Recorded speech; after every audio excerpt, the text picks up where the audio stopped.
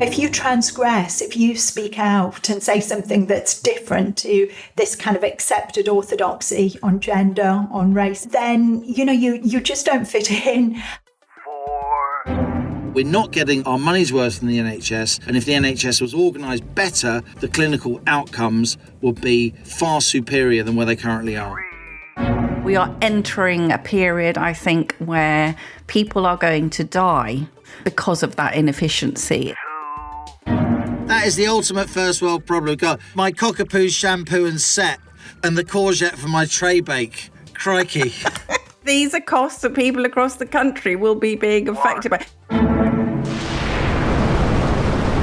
have liftoff. Welcome once again to Planet Normal, the Telegraph podcast with Allison Pearson. Hello. And me, Liam Halligan. Well, it's back to the 1970s, co-pilot, as the cost of living squeeze hits Britain. Inflation, as measured by the Consumer Price Index, was 9% higher in April than the same month in 2021, up from 7% in March. And on the old measure, the Retail Price Index, which the Bank of England used to target, inflation hit 11.1% last month. Last time prices were rising this fast, co-pilot, Shaking Stevens was in the charts, and Bucks Fizz were ripping their skirts off at Eurovision, telling us it's time to make our minds up. As the cost of living spirals, not least for less well-off families, the economic impact of fuel and food prices, not just of the war in Ukraine, but of Western sanctions and Moscow's countermeasures, is emerging as a major theme in British politics. Another unmentionable, now demanding to be discussed, is the future of the NHS, Allison, something firmly on the Planet Normal agenda. Jeremy Hunt has a book out outlining how he would fix the NHS. Now he tells us, having spent 6 years as Health Secretary. And you've written a powerful Telegraph column this week, link in the show notes to this episode, highlighting that the number of NHS bureaucrats has almost doubled since the pandemic, with almost no change in the number of much-needed frontline staff. So let's discuss the growing focus on our health service, Allison, as the gargantuan post-lockdown waiting lists come into view. But before that, last Wednesday, at the Soho Hotel in London, as Frankie Valli in the Four Seasons once sang, "Oh, what a night." Oh, what a night. Wasn't it wonderful? I was just in a bath of bliss, really. All our listeners, every bit as wonderful, diverse. What an interesting group. It all worked wonderfully well. And we had the marvellous Sue Cook, who did an absolute pitch-perfect introduction. Professor Shanetra Gupta, Planet Normal, orthogonal to the orthodoxy star, came on. I think one day, Liam, we may get the marvellous, graceful Shanetra to say something disobliging about some of the scientists. She is, as you said last week. You literally chided her. You're the politest woman on earth. Say something controversial. Start slagging people off. That's not her style, is it? No. Anyway, and then we had also our third guest, Sir Graham Brady, chairman of the 1922 committee, absolutely marvellous. And the audience really loved him and people at home.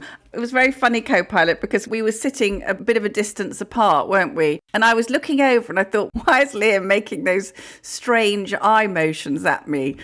And you said to me afterwards that it was something people do in telly to give them signals. I thought, he is trying to tell me something, but I'm so happy I'm going to ignore him. It was a rip-roaring success. I wanted to say thanks again to Jade Clark, to Lanya Carrigan, to the events team at the Telegraph, and of course to all our regular producers we thank at the end of every episode. It was proof of concept. We will be doing more Planet Normal events in the future. We apologise again to loyal listeners. We know many of you were disappointed that you couldn't get in-person tickets. We hope the live stream was a reasonable substitute, joining us virtually if you like. And of course, if you haven't listened to our 100th anniversary episode, you can still catch up on the regular podcast. But all in all, I think a thoroughgoing success. Oh, what a night. Oh, what a night. Anyway, coming back to, we're going to talk a bit later, aren't we, about this terrible cost of living crisis, but it's linked in a way to the NHS, which was my big thundering theme in the column this week, because as you know, co-pilot, we've seen this rise in national insurance, which was specifically to fund a health and social care levy. The government broke its manifesto promise not to raise taxes and has given the NHS a stonking extra 12 billion to help it catch up after the pandemic. An eye-watering 1 in 9 of the population is currently on a waiting list. It's soon going to be, spot the person who isn't on a waiting list, isn't it? So with that huge injection of cash, I think the public would rightly expect to see a big improvement in patient care on the front line. But oh no, shock horror, co-pilot. According to a new report this week by Policy Exchange, there's been an astonishing explosion of central bureaucracy. NHS England management has doubled since the pandemic, with almost no change in the number of frontline staff. So while the Department of Health and Social Care and NHS England are busy creating more parasitical layers of management, the number of nurses rose by just 7%. You know the nurses, Liam, the ones who mop the brows and take the blood samples. The ones who actually do stuff. The ones who actually do stuff, who don't actually hold endless meetings reviewing what hasn't been done and how it could be improved but never will be. You know what totally outraged me, Liam? Is that many more people... Outraged? Me? Outraged? Never. I know. Must have been really serious. I know. I hadn't had any drinks this week like I had at the Soho Hotel. But many, many more people are employed at the higher pay bands within the central bureaucratic organisations than on the front line. So just to give listeners an example, for the salary of one equality and diversity strategy manager, even though the NHS is amongst the most diverse organisations in the world, you could employ 2 staff nurses. Now, Policy Exchange says that the total pay bill at the DHSC and NHS England actually doubled in the 2 years since February 2020, with the number of senior officials multiplying by 125%, because we know they do such a brilliant job. You can just picture the scene, can't you? A young mother rushes into A&E with her sick child in her arms. Quick, quick, fetch me an NHS strategy and diversity officer. Yeah, well, we're absolutely being bombarded. We'll hear later from some listeners who've had some recent experiences of the marvellous NHS. Channeling Allison Pearson, I'm going to pinch something off you. We're messaging each other a lot, aren't we? Every day, co-pilot. I can never remember if you've sent me something on WhatsApp, on Twitter messages, on text messages, by pigeon post. Pigeon, we normally, You sent me a brilliant quote from Tony Benn, who's somebody we both admire, a grand old man of British politics, of course, now sadly passed. Daft as a brush on lots of issues, but bang on others. A man who really personified, I think, certainly during his latter years, the art of disagreeing gracefully and respecting one's opponents. But here's a wonderful quote from Tony Benn. He's saying this at a time when Japan was very much the emerging economy of the world, the up-and-coming economic superpower, and we were all worried about the efficiency of these Japanese car factories compared to Red Robber at British Leyland and so on. So here he is. I told you it was back to the 70s in this episode. The NHS held a boat race against a Japanese crew, and after Japan won by a mile, a working party found the winners had 18 people rowing and 1 steering, while the NHS had 18 people steering and 1 rowing. So the NHS then spent £5 million on consultants, forming a restructured crew of 4 assistant steering managers, 3 deputy managers and a director of steering services. The rower was given an incentive to row harder. They held another race and lost by 2 miles. So the NHS fired the rower for poor performance, sold the boat and used the proceeds to pay a bonus to the Director of Steering Services. That is Tony Benn, one of the leading figures of the post-war British left. Over 40 years ago, getting on for 50 years ago, making the same points about the NHS that we are now making. This is a cross-party cause, isn't it? This is not a right-wing conspiracy or a left-wing conspiracy.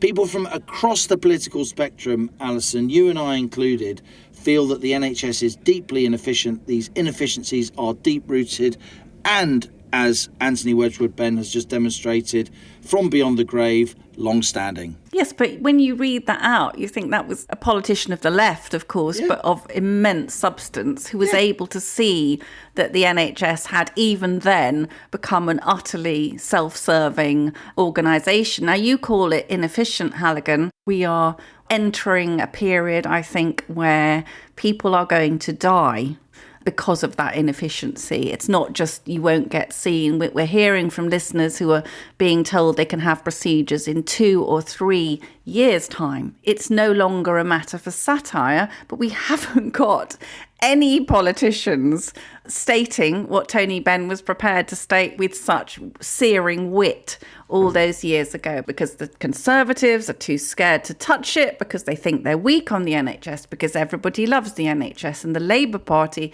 if the Conservatives try to do any reform, which is very unlikely given current pusillanimity, if that's the right word, but if they try and say, right, we've obviously got to cut Good job you got that new denture cream, saying words like that. It is actually very good. What was that denture stuff called? You know, when I was a kid, both my grandparents had kept the dentures in a glass on the bedside table. But anyway, yeah, Sterident, that was it. Put Sterident in the glass. So we haven't got anyone really. And I feel with people like us that you put your head above the parapet and then you get shot down, evil Daily Telegraph sort of being nasty to these marvellous angels in the NHS. We're not talking about the angels in the NHS. We're talking about thousands and thousands of... I mean, they're multiplying like rabbits, Halligan. They duplicated, triplicated, quintupled layers of admin. I did ask George... George works in this Hampton Court maze of NHS England. And I wrote in the column, as you'll have seen, Co-Pilot, just giving a flavour of... I don't even know the word for it. The image I came up with was Hydra or Hydra. I'm not sure how you see it, but listeners will remember the monster from Greek mythology. The multi-headed monster. You cut one head off and 2 more appear. Absolutely. And the NHS Hydra has all of its multiple heads turned inwards, looking at all the other heads. So what George told me quickly was that NHS England, none of this management class are in any of the hospitals. They've got huge offices in London and Leeds with lots of satellite buildings in places like Leicester and Southampton and Taunton. So NHS England doesn't do any routine hospital management. It's solely responsible for implementing government policy. And George says, for every type of healthcare work stream, that's emergency care, elective, mental health, screening, immunisation, primary care, there's someone in NHS England in charge of overseeing the delivery. Now, each of those national leads has a team of people, and each region, of which there are 7, has a more or less matching set of people overseeing delivery from a regional perspective. Now, Halligan, that's a hell of a lot of staff who are not actually providing any medical care, but are busy reporting on how others are delivering it. But there's more, Co-Pilot. An executive board covers operations, finance, human resources, information technology, and each of those functions has a similarly extensive national and regional network. Now, George says, in best George style, that the functions of departments called things like improvement and transformation. Do you remember in W1A? Steering services. Steering services. Do you remember in W1A they had that marvellous thing which was just called Better? Just called Better. The BBC's admirably on the money sitcom about itself. About itself. So improvement, strategy and transformation. George says that the function of these departments is murky, but that essentially a lot of resources go into looking at how we can do things better and more efficiently while never appearing to make any progress in that direction. And these functions also have national teams and regional teams. Of course they do. It's Kafka. It is. And it's literally money no object when the public is paying. Sad, really, to horrify listeners. But one final bit. In between NHS England and the hospitals, there are now integrated care systems, which are basically a partnership between the hospitals, GPs, some local authority service and healthcare commissioners. And they too, Co-Pilot, all have boards and heads of delivery and finance structures and business intelligence functions. And these are supposed to make local healthcare delivery more efficient. But as George observes, this is yet another in a long line of organisational configurations that may or may not deliver any real improvements or change. I don't know, says George, what the point of my job is, other than to tell the people leading the oversight of various work streams how bad things are or how little they have improved, so that they can have conversations with their counterparts out in the integrated care systems, who in turn will have conversations with their healthcare providers. It's like a massive, futile game of Chinese whispers. God help us, Halligan. God help us. George is, of course, our senior source within NHS England. We don't disclose who he or she is. We can't independently verify what George tells us when George delivers data to us that we report, because it often isn't published, and when we do report it, we report it before it's published. George was involved in the 100th anniversary episode. Yes. He or she was there, or at least listening on the live stream, and George got a round of applause because of course George has been a font of real knowledge. Yeah. We've literally had cabinet ministers asking us for the next George update. I mean, that's how mad this situation is, that NHS England's data in some senses isn't even available to ministers. Can I ask you, co-pilot, A, they're giving them 12 billion more. Why wasn't that ring-fenced for frontline? We desperately need to train up now. Everything, it should be action stations on the ship, all the sirens going off. Pull back as many older medics, veteran medics and nurses as we can. Absolutely. All hands to the pump. With 1 in 9 people on an NHS waiting list, you opened your column with a really harrowing human story directly reported to you by somebody who you've known for a very long time and care about. I'll protect their privacy.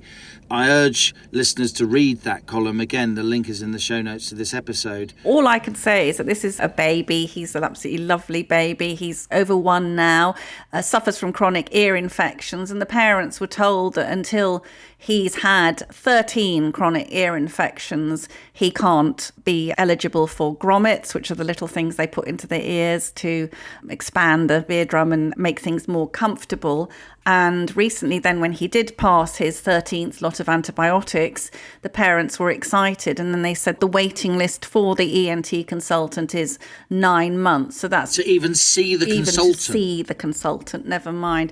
I am kind of lost for words, really, because someone has to challenge this. It's a national disgrace, Liam. This is... Babies in other countries are not being told they have to pass a threshold of actual serious infection before they can be considered for treatment. It's just dire. And I think that the fact that this money has been handed over, the fact they've clearly been spending it on replicating more of these absurd functions so brilliantly described by George, I think it's immoral. I do think there's change in the air, and I don't want to call this too early, but there was the excellent report by Tim Knox, who was a guest on Planet Normal in our 99th edition. So Tim is a very, very experienced researcher. He put together data across advanced countries for the Civitas think tank. He put together a really easy to read but very authoritative report showing that on any objective measures, the NHS isn't under-resourced. On the contrary, it's bang in the middle of spending as a percentage of GDP among the advanced, what we call OECD economies. And yet the clinical outcomes, the health outcomes are at the bottom or very near the bottom on almost every measure in terms of cancer survival rates, stroke survival rates, heart disease survival rates. Absolutely terrible. Then you've got this new report out, which you covered, Allison, from Policy Exchange, detailing again how this extra money has gone into more layers of bureaucracy. I wouldn't call it murderous. I would call it safety critical, because that is a phrase that Jeremy Hunt used, who I mentioned in the opening. I've got quite a lot of time for Jeremy Hunt. He was a very hard-working and I think respected health secretary across the political spectrum. He was, of course, health secretary for longer than pretty much anyone else. 6 years, wasn't it? Yeah, he lasted 6 years, which is incredible in such a difficult, highly pressured job. He's on political manoeuvres. He might want to come back if Boris drops the ball seriously, seen as a more kind of moderate, friendly to the home counties candidate.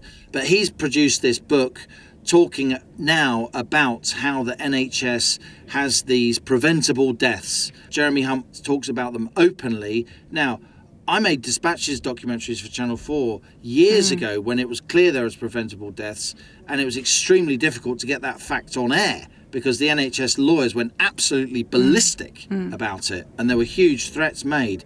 The fact that a health secretary is now talking openly about these preventable deaths, which aren't just in the NHS, they're in many other international healthcare systems. I wish he'd talked about them more when he was actually Secretary of State for Health, but at least he is now talking about them. And we need to keep pointing out that it's not just nasty Telegraph columnists saying this, it's people like Anthony Wedgwood Benn, it's nice sort of furry, cuddly Conservatives like Jeremy Hunt with genuine knowledge and understanding of how the system works. This isn't a cross-the-board, cross-party emerging view now that we're not getting our money's worth in the NHS, and if the NHS was organised better, the clinical outcomes would be far superior than where they currently are. But as you say, Liam, Jeremy Hunt was Secretary of State for Health for 6 years.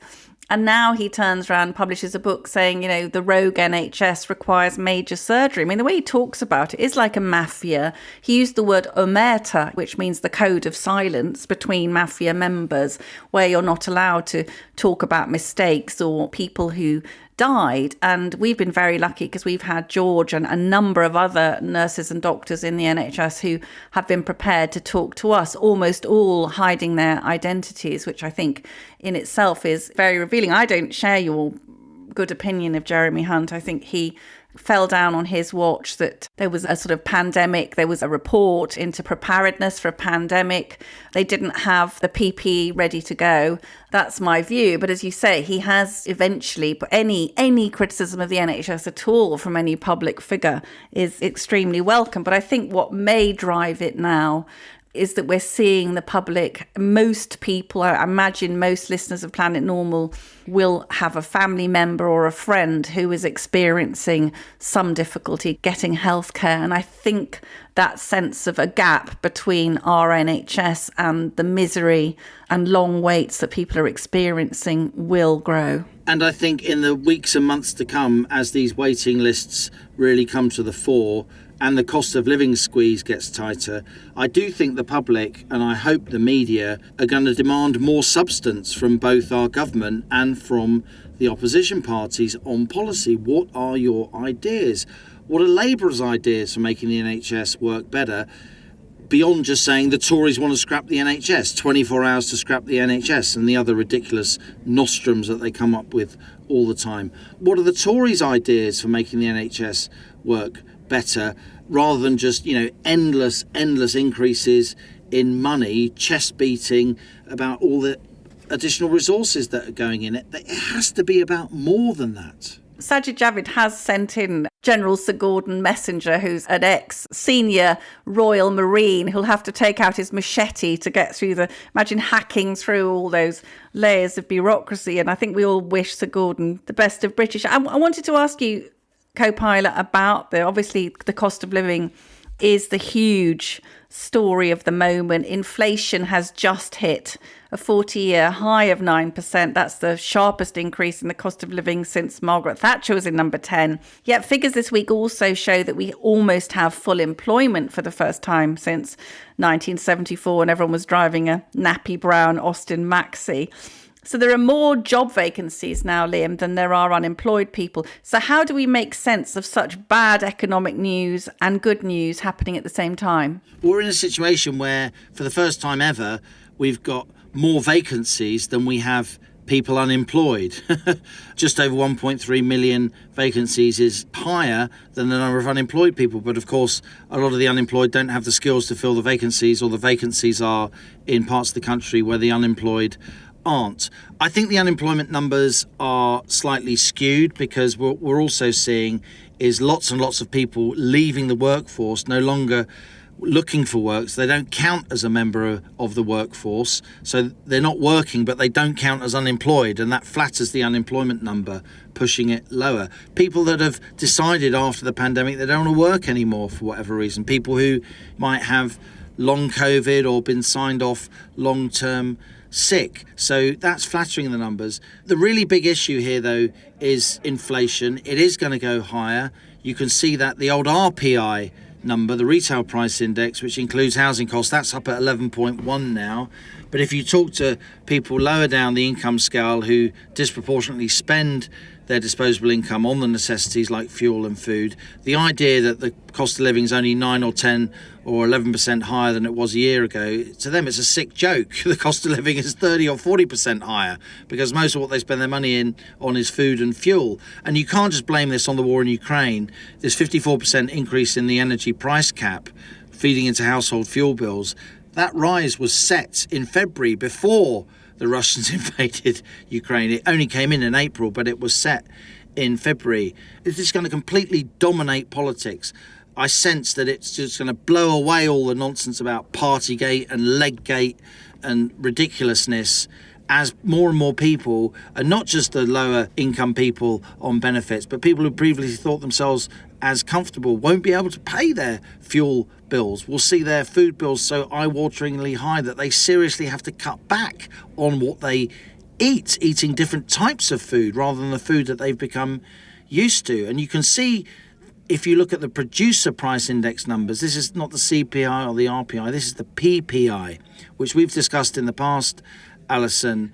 So the PPI is the cost of the inputs that firms need, like materials, fuel, labour, in order to make the stuff and provide the services that they then sell on to us. And the PPI is at 18.6% in April, higher than April 2021. And in the end, those higher producer costs have to be passed on to consumers, otherwise firms go bust. And when you have a PPI that is double the consumer price index, you know there's more inflation coming down the line. And I have to say, I think the Tories are politically uncomfortable about an emergency budget because Labour are pushing them to do it. But what's politically comfortable is soon going to be replaced, in my view, by what's politically necessary. Well, I thought about you and PPI yesterday, so you have taught me things, Halligan. So my beloved Bingo went for his grooming yesterday, and it's gone up from £40 to £50 since the last time. So that's 25% inflation right there. Cut and blow dry for a cockapoo is now 50 quid. And the groomer, Hayley, she apologised, but she said the cost of water, electricity, all the products. So obviously people like her are starting, aren't they, to pass on the full cost of the increases, which we haven't. No, mate. She only charges us 45. She saw you coming. And in major news for my favourite author of the Sunday Telegraph's economic agenda, my personal chef went to Waitrose this week. I told you about this, made you laugh, didn't it? Otherwise known as Im Indoors. Im Indoors went to the supermarket to get the ingredients for tray bake and came back with a single courgette. Are you ready for this? Single courgette. I'm braced. 81p. Okay. Now, that isn't even the rat in Ratatouille, is it? That's... It's a gerblatouille. That is the ultimate first world problem. God, you really know how to relate to the great unwashed. My cockapoo shampoo and set and the courgette for my tray bake. Crikey.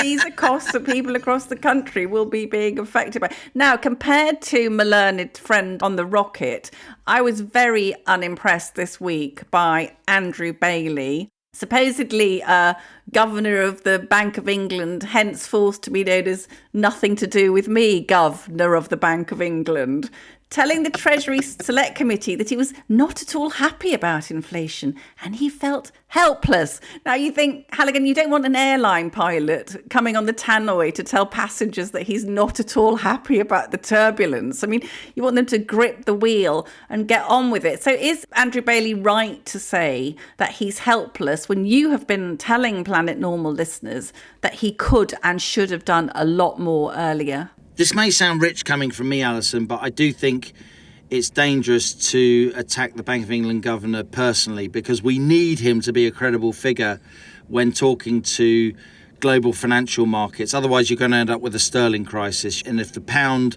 plunges, that pushes up import costs, that pushes up inflation, the pound plunges even more. You get into a doom loop, the kind of thing I wrote about in my latest Telegraph column. Having said that, I do think the governor now has to rebuild his credibility because he did spend far too long saying that people like me who saw inflation coming were alarmist. He spent far too long dismissing inflation concerns as, quotes, transitory, when clearly they weren't. If you knew how to read financial markets, things like break-evens, spreads, and even the cost of various commodities, you could see there was plenty of inflation coming down the track. We need a bit more grit in the oyster. We need proper open debate and discussion, and then we wouldn't make the kind of policy mistakes that the Bank of England has been making consistently for much of the last 12 months.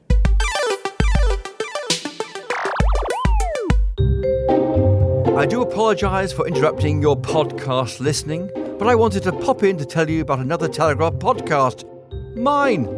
I'm Christopher Hope, also known as Chopper, and I'm one of the paper's long-standing political reporters and host of a weekly podcast called Chopper's Politics. It's full to the brim with political insight and Westminster gossip, recorded from the heart of the action in the Red Lion pub, just round the corner from Parliament and Downing Street. Each episode I chat to the movers and shakers in British politics, from London Mayor Sadiq Khan to Leader of the House of Commons Jacob Rees-Mogg. So pull up a pew and join me for your dose of analysis, news and views on Chopper's Politics. Find it wherever you're listening to this podcast. Cheerio!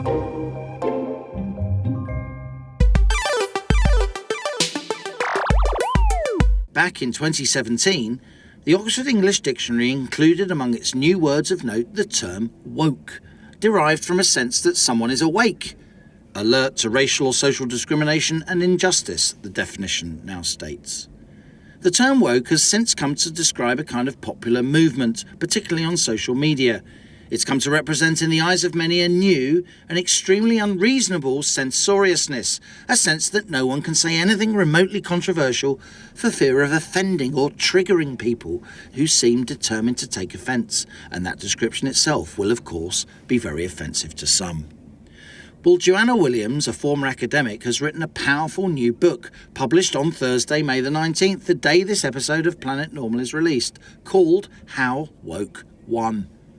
I started by asking Joanna Williams how we've reached the point where Her Majesty's Leader of the Opposition and even the Prime Minister himself are both reluctant to agree that an acceptable definition of a woman is someone who has a cervix. I think Boris Johnson has come close, to give him credit. He's come close quite recently, but it is a very, very recent conversion, and you've got to suspect he's realised that most normal people, appropriately for Planet Normal, do know that only women have a cervix. Most people do know that there are differences between men and women. But I think there's a very strange mixture of cowardice, fear that if you say the wrong thing, transgender activists might come after you and hound you and criticise you, that it might not play well on social media. And we know that Twitter especially is very skewed towards younger, more progressive, more left-leaning perhaps voters. It might not play well in the media, which we also know is dominated by woke voices. So I think there's a kind of combination of genuinely being a bit cowardly, a bit nervous, but also actually buying into themselves some of these more ridiculous ideologies around gender identity in particular. I'm looking at a picture here of some people wearing black masks surrounding a statue of Emmeline Pankhurst, of course, one of the most astonishing public figures of the 20th century, given her incredible role in assuring that women finally got the right to vote. These people are trying to stop women from celebrating Emmeline Pankhurst. How has that happened? Well, it's truly terrifying when you see these pictures, and I think perhaps the word mask has become a little benign nowadays. To me, these pictures are of people in balaclavas, and if we talked about full-face balaclavas a generation ago, this would have clear implications of terrorists. And to me, this is what these people are. They're thugs. They are people who are highly motivated by a moral belief in their own certainty, if you like. They think they are morally superior because only they have insight into a view that women are not a biological reality, that anybody should be allowed to say that they are a woman, that it doesn't matter about your anatomy, it doesn't matter about your chromosomes, that just you saying that you feel like a woman, that's enough to make you a woman. And I guess to perhaps excuse these people ever so slightly, or rather explain where they're coming from, I think we've got a generation of young adults now who have, throughout their entire period of time in school, being taught these views that biology counts for nothing, that gender is on a spectrum. You've got young people now who are absolutely steeped in this through their schooling, through the media they consume, because they somehow in their heads believe that they're acting on behalf of a victimized group, that they are the most morally superior, most progressive people around. And also because they have come to this warped view that words are actually a form of violence. They think their real violence, their real bullying and intimidatory and thuggish tactics are actually perfectly legitimate.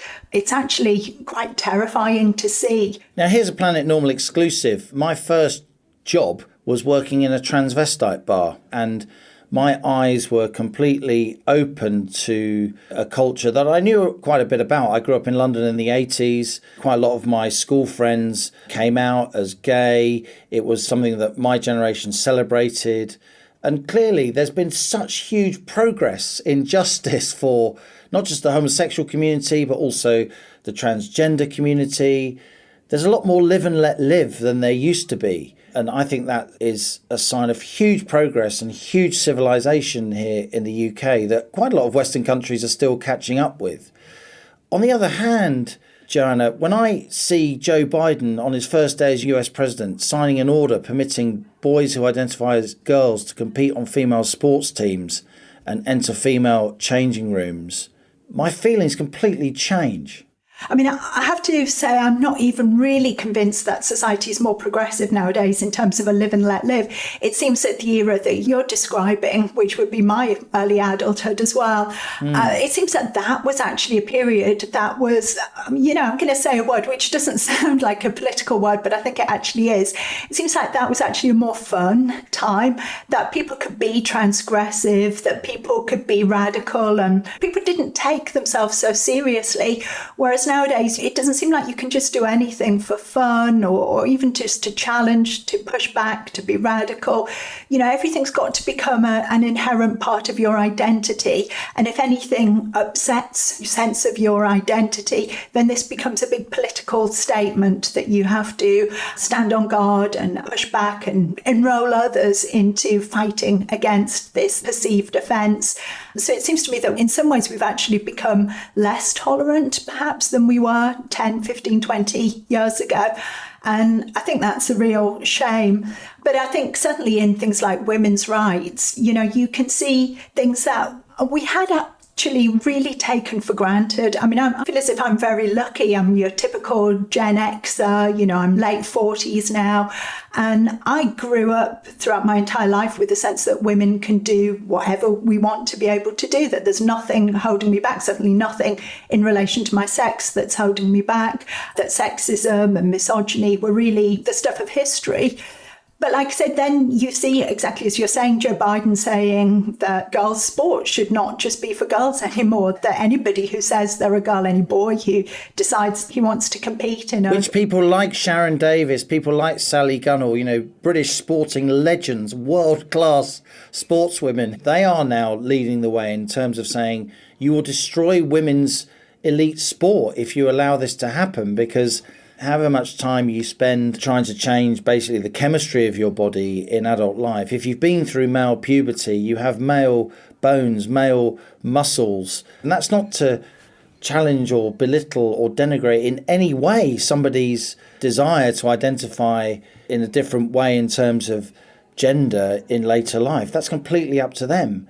But if they get in a swimming pool with female-born competitors, if they're even a bit good, they're going to win. It's great to see that Martina Navratilova, Sharon Davies, these are brilliant women, and I really take my hat off to them. They get such a pummeling, don't they, for speaking out? They do. But what's really interesting and also sad is that these are women athletes who have retired a fairly long time ago now, and are actually in, dare I say it, quite a safe position now. They can afford the luxury, if you like. It shouldn't be a luxury. It shouldn't be a luxury at all. But I guess people a bit like J.K. Rowling as well, who have made their money, if you like, have had their career success, and are now in a position where they do have that intellectual freedom, political freedom to speak their minds. I would really strongly suggest that should be a freedom which we should all enjoy. But I think what's interesting is that any athletes who are currently competing, who speak out about this, nearly always do so anonymously, because they're just aware that not just even the backlash that they'd face on social media, but perhaps potential advertising or sponsorship deals would all be taken away from them, and they just can't afford to speak out.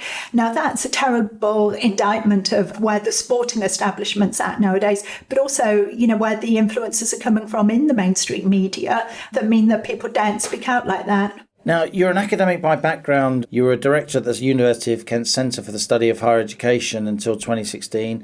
You then founded CIEO, spelt CIEO, which you direct. It's a platform for research and debates that universities today, in your words, dare not touch. So tell us about this book. It sounds as if this was something that was bottled up inside you for a while and you needed to write. I think that's absolutely true. I'm very interested in groupthink, if you like, and how groupthink develops and how that pressure to conform really hits free speech very hard, stops people speaking their minds. And I guess when we think about censorship, normally we think about bans and restrictions and police officers coming knocking on your door. But I think groupthink can act as a very censorious impulse and bring people in line with one particular way of thinking. And it just seemed to me that I think universities are probably the most woke institutions. But if you look also at schools, at the education system more broadly, even within parts of the NHS, within nurse training, within the civil service, and within many big businesses as well, there's a kind of single mindset, a woke mindset, I'm terming it, where there's a particular set of ideas about race, a particular set of ideas about gender, which we've already been talking about.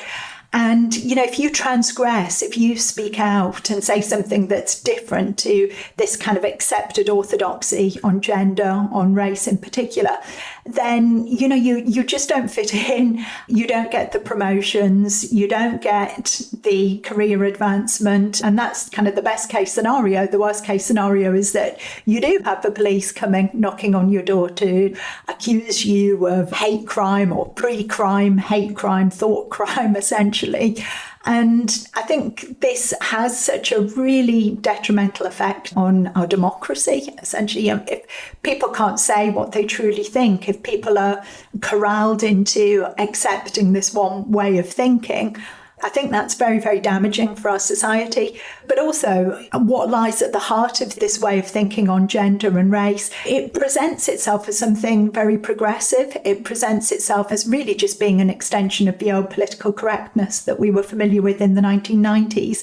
But I actually think it's something very different, something far more damaging, because it encourages to see the differences that we have between us, to judge each other essentially by skin colour, to look at differences based on gender as being the most important things about us. Whereas I guess I come from a kind of older generation where to be progressive was to move beyond those surface features of skin colour or sex and actually look at what did a person think about something? What have we got in common rather than what is it that's dividing us into ever smaller groups? The word woke, it derives, doesn't it, from a sense that somebody is awake. It became very mainstream in 2017. The definition then entered the Oxford English Dictionary as a new word of note. The definition reading, now chiefly alert to racial or social discrimination and injustice. I would fight very hard with extreme passion that I am alert to racial or social discrimination and injustice.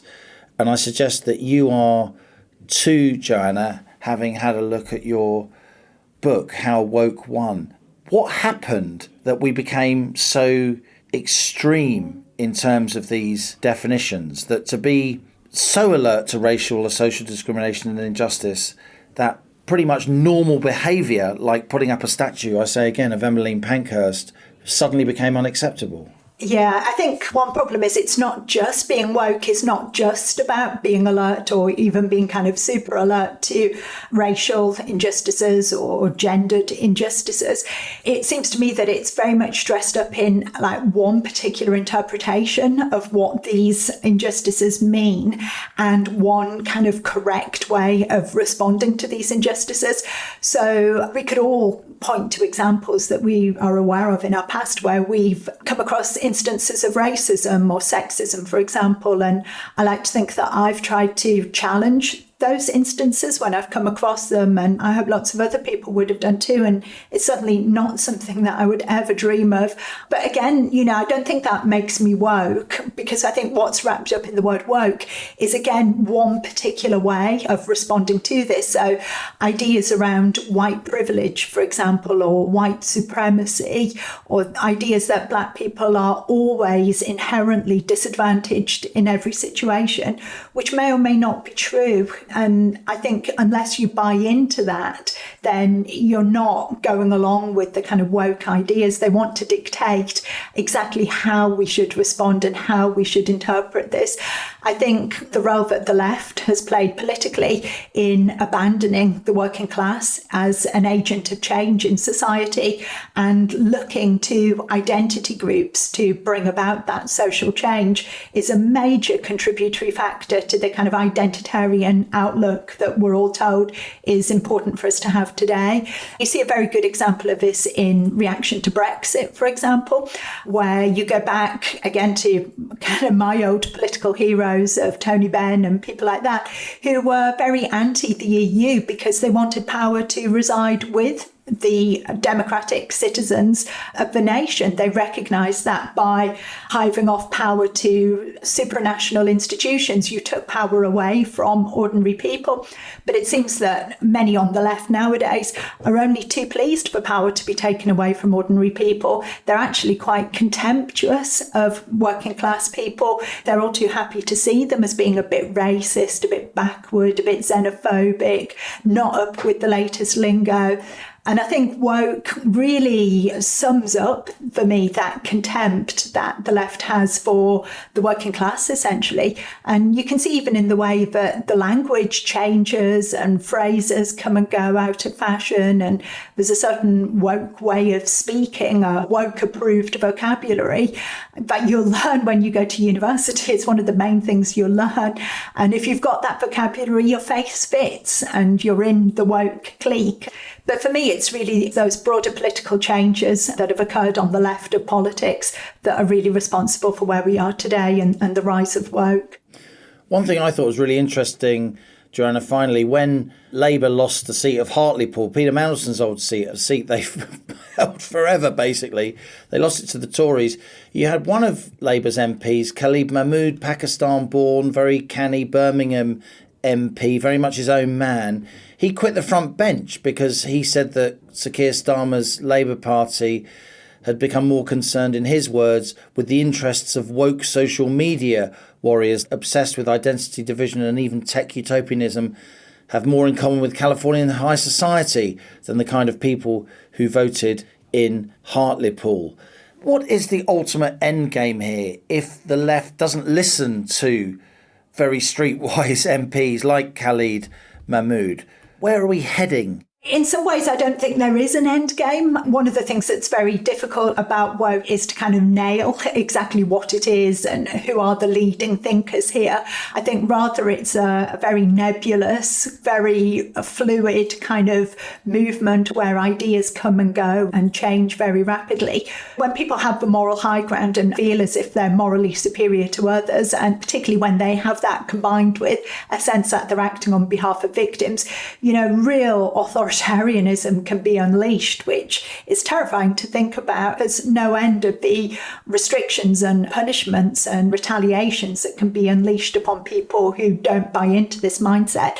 But I really hope it won't come to that. And I think the one thing that really keeps me going, and I guess made me write the book in the first place, is the hope that it won't come to that. Because it seems to me that whenever the disinfectant of democracy, whenever sunlight is shone upon the woke worldview, it just doesn't stand up to scrutiny at all. It certainly doesn't stand up to democratic scrutiny.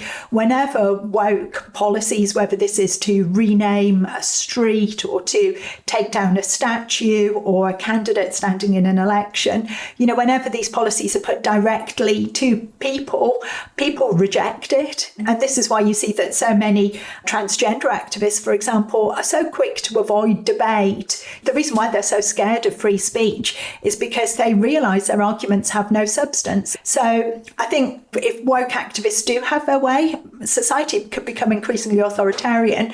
But my genuine hope and belief is that democracy will prove the ultimate victor here.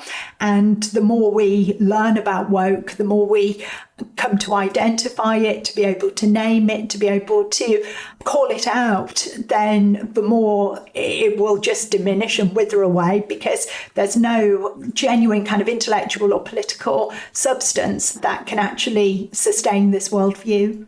Dr. Joanna Williams, thanks a lot for appearing on Planet Normal. Absolute pleasure. Thank you so much for having me.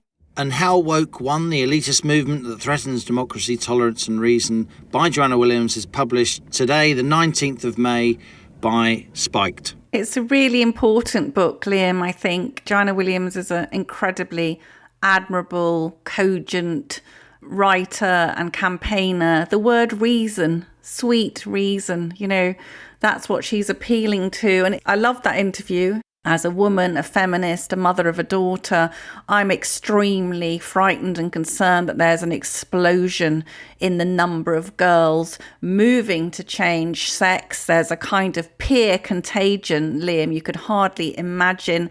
And what I feel as a feminist is that women, young women who would have been maybe gay, or they'd just guess what, they'd have been a bit of a tomboy. You've got girls, I've got a girl. They went through a phase of, wearing Doc Martens or dungarees, but they were women. Women could be anything they wanted. They could be uber feminine, or they could be, a bit stompy around in boots and dungarees. And now they'll be told, oh, you're trans because you like to have short hair or wear slightly more masculine clothes. No, the category of women is broad and wonderful and encompasses all elements of femininity. So I think Joanna's written a fantastic book, and it is threatening, and people have got to be brave, and people, as you said, like Sharon Davis, Martina Navratilova, we've got to have men and women speaking out against this tyranny, because it's like a witch hunt. Arthur Miller could have written about it in The Crucible, to be honest. Now, onto our listener emails. Please keep your wonderful messages coming. We absolutely love reading them, and we've had an absolute torrent of great emails this week. This is from Jack. Thank you for Planet Normal. I hope you know that it has meant so much to know that there have been people out there questioning the madness of the last 2 years. I was struck by your comments about the NHS. When Sajid Javid told them to get back to normal, you'd have thought the NHS would have taken the hint, but no such thing is happening. The crisis that is the NHS has been brought home to our own family. An elderly widowed relative with known heart issues, let's call him Frank, collapsed and fell in a supermarket recently. The supermarket was great, took care of him whilst waiting for the ambulance, which took about 2.5 hours to arrive. Frank was eventually taken into A&E, but nobody was allowed to go in with him. He was in A&E for 2 days, waiting to be seen by the emergency assessment unit.